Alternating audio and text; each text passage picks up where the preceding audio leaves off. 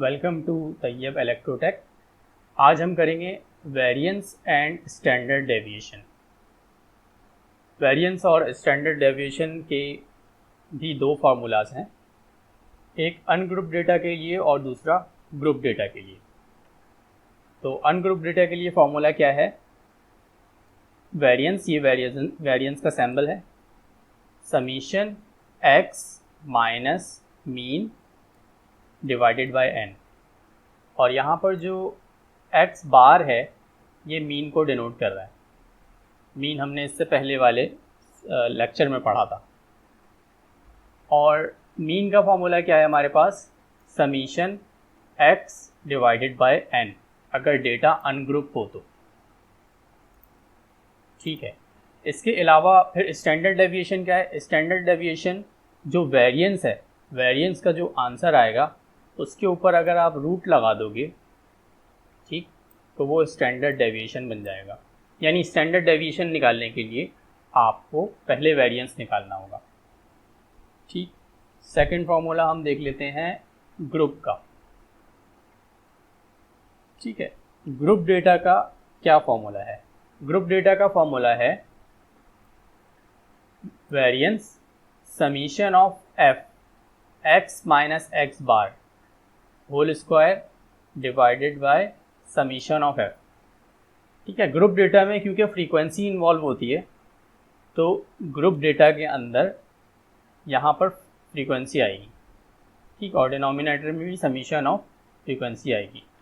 अब यहाँ पर जो मीन है उसका फॉर्मूला क्या होगा? मीन का फॉर्मूला भी फिर ग्रुप डेटा का फॉर्मूला लगेगा।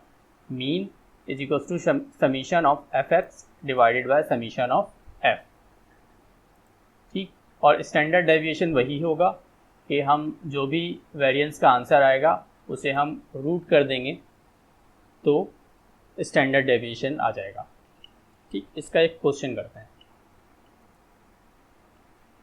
क्वेश्चन है find the variance and standard deviation of the following data. और डेटा हमारे पास गिवन है 1 2 3 4 5। अच्छा, डेटा अनग्रुप है। ठीक है, फ्रीक्वेंसी इन्वॉल्व नहीं है, इसमें फ्रीक्वेंसी नहीं है और कोई ग्रुपिंग नहीं हुई डेटा के अंदर, तो डेटा अनग्रुप है। तो नंबर ऑफ यहाँ पे टर्म्स कितनी है? 5। तो n मेरे पास 5 हो गया। सिंपल मैं फॉर्मूला यहाँ पर सबसे पहले अगर आप फॉर्मूला देखो तो सबसे पहले मैं क्या मालूम करूँगा? सबसे पहले मैं मालूम करूँगा वेरिएंस को, सबसे पहले मैं फाइंड आउट करूँगा मीन को। और मीन का फॉर्मूला ये है, तो समीशन ऑफ एक्स, जितनी भी एक्स की टर्म थी वो मैंने ऊपर लिख दी और डिवाइडेड बाय एन, और एन लिख दिया नीचे, नंबर ऑफ टर्म्स 5 की। और इसे आप सॉल्व करोगे तो जो आपका मीन है वो आ जाएगा 3। ठीक। अब उसके बाद मैं टेबल बनाऊंगा और टेबल आप बनाते हो फॉर्मूला को देख के। ठीक। मेरे पास डेटा क्या गिवन है? मेरे पास डेटा है x और x की वैल्यूज़ है 1 2 3 4 5।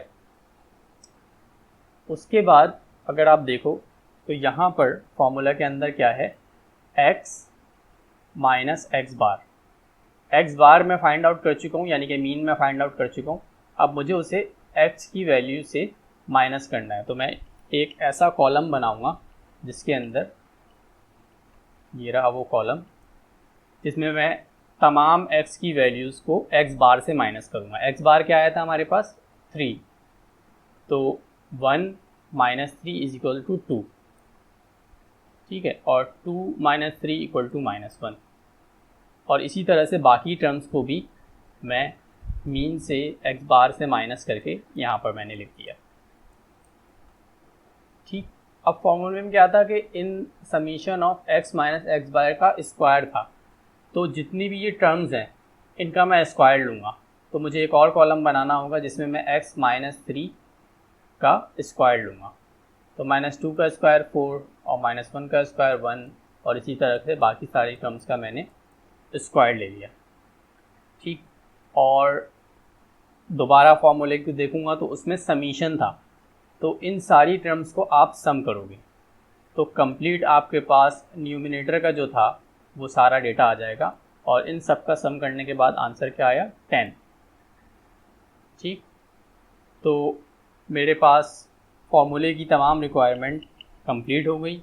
अगर आप फॉर्मूले को देखो तो फॉर्मूले की रिक्वायरमेंट थी समीशन x माइनस एक्स बार, पूरा मैं निकाल चुका हूँ, डिवाइडेड बाय n, और n 5 है क्योंकि टोटल नंबर ऑफ टर्म्स 5 हैं।